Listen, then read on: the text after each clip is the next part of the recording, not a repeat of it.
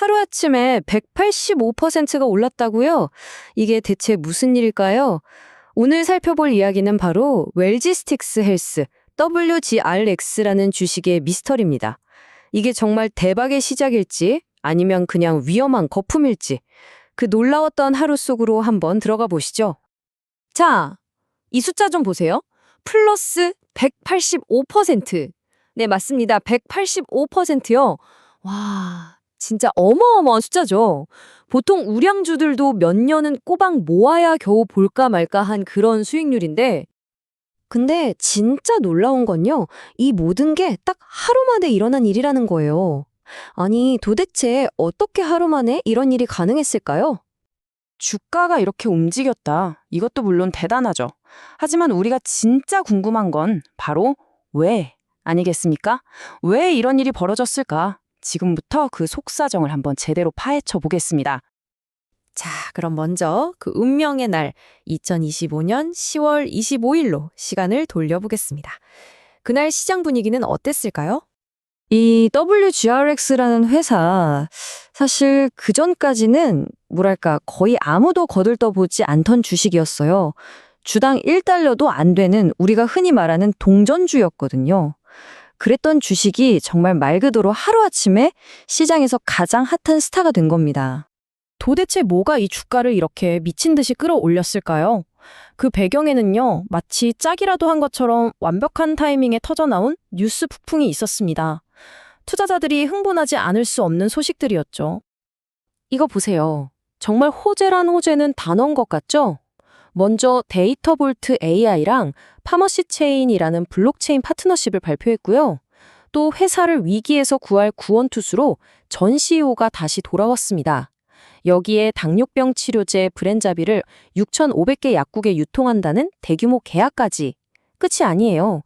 AI 엔진인 허브 RX에 리플 결제 시스템까지 도입한다니 와, 이건 뭐 투자자들 입장에서는 거의 꿈의 조합 아니었을까요? 기대감이 폭발할 수밖에 없었죠.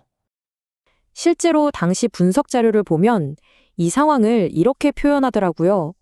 마치 불시에 부식깃을 던진 것 같았다고요. 이 뉴스들이 투자자들의 관심에 어떻게 불을 붙였는지 정말 생생하게 보여주는 그런 비유죠. 그런데요, 이 화려한 반전 뒤에는 정말 충격적인 사실이 하나 숨어 있었습니다. 이 그래프 좀 보세요. 하루 만에 186% 폭등하기 바로 직전까지 이 주식은 연초 대비 무려 90%가 빠진 상태였어요. 마이너스 90%요? 와, 이건 뭐 거의 상장 폐지를 걱정해야 할 수준? 말 그대로 휴지 조각이 될 뻔했던 거죠. 자, 그런데 이렇게 겉으로 보이는 화려한 뉴스들이 과연 이야기의 전부였을까요? 지금부터는 껍질을 한꺼풀 벗겨내고 이 회사의 진짜 민낯, 그 속사정을 냉정한 숫자로 한번 들여다보겠습니다. 그 전에 유동 비율이라는 것만 잠깐 짚고 갈게요. 아주 간단해요. 회사가 당장 갚아야 할 빚을 갚을 현금이 얼마나 있냐, 이걸 보여주는 건데요. 보통 이 비율이 1보다 낮으면 이 회사 좀 위험한데 하는 신호로 봅니다.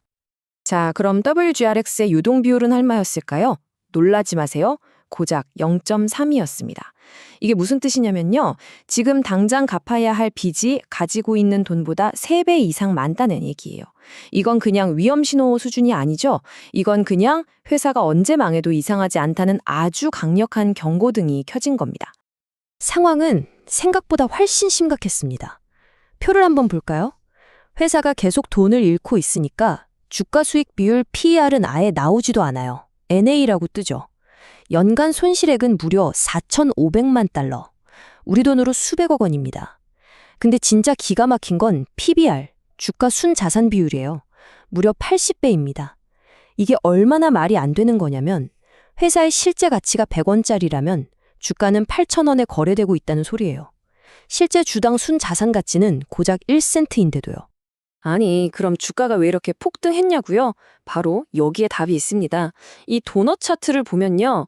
회사 내부자들이 가지고 있는 주식이 무려 86%나 돼요. 이게 무슨 말이냐면 시장에서 실제 사고 팔 수 있는 주식, 즉 유통 물량이 거의 없다는 뜻입니다. 그러니까 아주 적은 돈으로 누가 조금만 사들여도 주가가 하늘로 솟구칠 수 있는 아주 불안정한 구조였던 거죠. 자, 이제 좀 그림이 그려지시나요? 우리는 지금 한 회사를 두고 전혀 다른 두 개의 이야기를 보고 있는 겁니다. 하나는 희망과 기대로 가득 찬 아주 뜨거운 이야기, 그리고 다른 하나는 숫자로 드러난 너무나도 차가운 현실. 이 둘의 대결인 거죠. 왼쪽을 보세요. 투자자들을 사로잡았던 이야기는 이거였죠.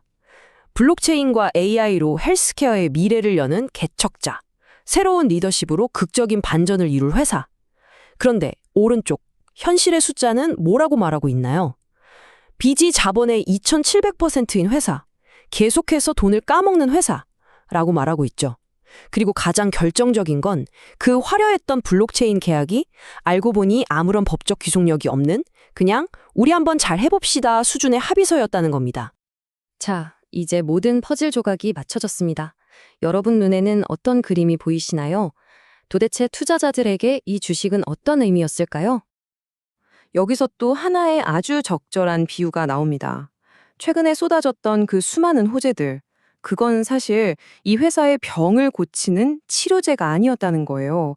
그보다는 재정적으로 거의 죽어가던 회사에 잠깐 숨만 붙여주는 산소 호흡기 같은 역할이었다는 거죠.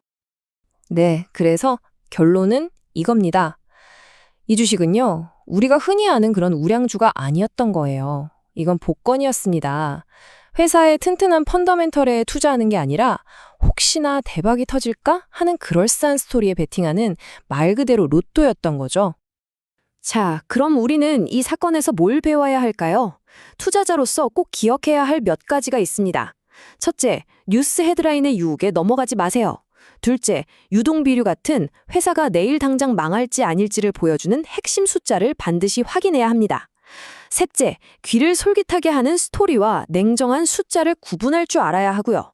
그리고 마지막으로 어쩌면 가장 중요한 건데요. 내가 과연 이 복권을 살 만한 사람인지 나의 위험 감수 능력을 정확히 아는 겁니다. 마지막으로 여러분께 이 질문 하나를 남기고 싶습니다. 만약 어떤 스토리가 정말 믿기지 않을 정도로 완벽하고 환상적으로 들린다면 여러분은 가장 먼저 어떤 숫자를 확인하시겠습니까?